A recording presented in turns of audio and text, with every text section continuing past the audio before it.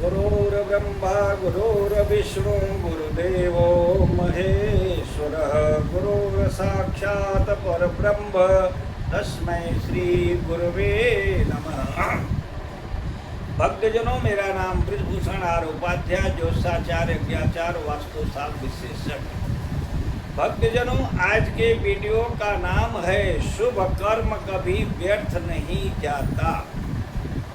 धर्मदत्त नाम के एक ब्राह्मण थे, सदाचारी धर्मात्मा थे और रोज मंदिर जाते थे।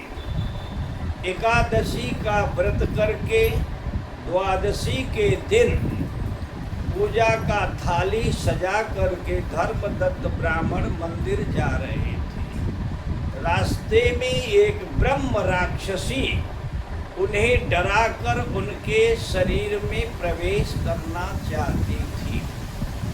धर्मदत्त ब्राह्मण के सांसों श्वास भगवान के नाम की माला चल रही थी, इसलिए वो ब्रह्म राक्षसी उनके शरीर में प्रवेश नहीं कर पाई। ब्रह्म राक्षसी ने धर्मदत्त ब्राह्मण को डराया। हड़बड़ा करके धर्मदत्त ब्राह्मण ने पूजा की थाली ब्रह्म राक्षसी के ऊपर दे मारा। तुलसी के स्पर्श से उस ब्रह्म राक्षसी का थोड़ा पाप कम हुआ। उसे पूर्व जन्म का स्मरण हो गया और वो ब्रह्म राक्षसी धर्मदत्त ब्राह्मण से कहती है, ब्राह्मण देवता, आपकी कृपा से हमें पूर्व जन्म का स्मरण हो आया। पूर्व जन्म में एक ब्राह्मणी थी, मेरा नाम था कलहा। ये जैसा मेरा नाम था वैसा मेरा काम भी था। मैं बात बात पर अपने पति से झगड़ा करती थी, कलह करती थी। मेरे पति मुझसे परेशान हो करके अपने मित्र के पास गए। मैं अपनी पत्नी कलहा से बहुत परेशान हूँ। मेरे पति के मित्र ने मुझसे बचने का उपाय बता दिया। मेरे पति जो कहते थे उसका मैं उल्टा करती थी। एक दिन मेरे पति ने कहा, कलहा, मेरा एक मित्र है, वो बहुत खराब है, उसको भोजन के लिए कभी नहीं बुलाना। कलहा बोलती है, आपके मित्र तो बड़े अच्छे सज्जन हैं, उन्हें आज ही भोजन पर बुलाओ।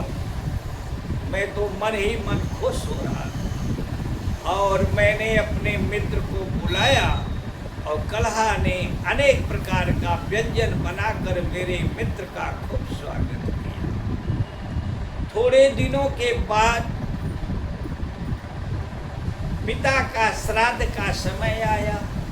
मैंने कलहा से कहा, कलहा, कल मेरे पिताजी का श्राद्ध है, लेकिन मैं श्राद्ध नहीं करूँगा। कलहा ने अपने पति से खूब झगड़ा किया, डांटी दिया। शर्म नहीं आती है? ब्राह्मण होकर के पिता का श्राद्ध नहीं करोगे? पिता का श्राद्ध करो। मेरे पति ने कहा, एक ब्राह्मण बुलाएंगे जो जिसे वेद शास्त्रों का ज्ञान नहीं हो, मूर्ख हो, एक ब्राह्मण को बुलाएंगे। और कलहा बोलती है, नहीं, एक नहीं 18 ब्राह्मणों को बुलाओ, जिन्हें जो संयम से रहते हैं, वेद शास्त्रों का ज्ञान हो, ऐसे 18 ब्राह्मण को अपने पिताजी के श्राद्ध में बुलाओ। तो ब्राह्मण ने, धर्मदत्त ने 18 ब्राह्मणों, विद्वान ब्राह्मणों को अपने पिता के श्राद्ध में बुलाया। कलहा ने अनेक प्रकार का व्यंजन बनाकर सभी ब्राह्मणों का स्वागत किया। कलहा धर्मदत्त ब्राह्मण से अपना जीवन चरित्र बता दी। कहती है, मेरे पति भूल गए और बोलते हैं, कलहा, ये जो पिंड है उसको नदी में बहा देना। और मैंने उस पिंड को गटर में डाल दिया। मेरे पति बड़े दुखी हुए। थोड़े दिने के बाद कहते हैं कलहा, जो पिंड जो है गटर में डाला है उसको वहीं रहने दो, उसको गंगा नदी में मत डालना। और मैंने सब पिंड उठाकर गंगा नदी में डाल दिया। और मेरे पति ने ब्राह्मणों से पूछा कि मुझे संतान नहीं हो रही है, क्या उपाय है? ब्राह्मणों ने कहा कलहा से कोई संतान प्राप्त नहीं होगा। फिर मेरे पति ने दूसरी शादी कर ली और दूसरी शादी करने के बाद मैं बहुत दुखी हुई और मैंने सोचा कि मेरे पति की बदनामी हो और वो दुखी रहें, इसलिए मैंने आत्महत्या कर लिया। आत्महत्या करने के बाद मुझे ब्रह्म राक्षसी का जन्म मिला, मैं ब्रह्म राक्षसी बन गई।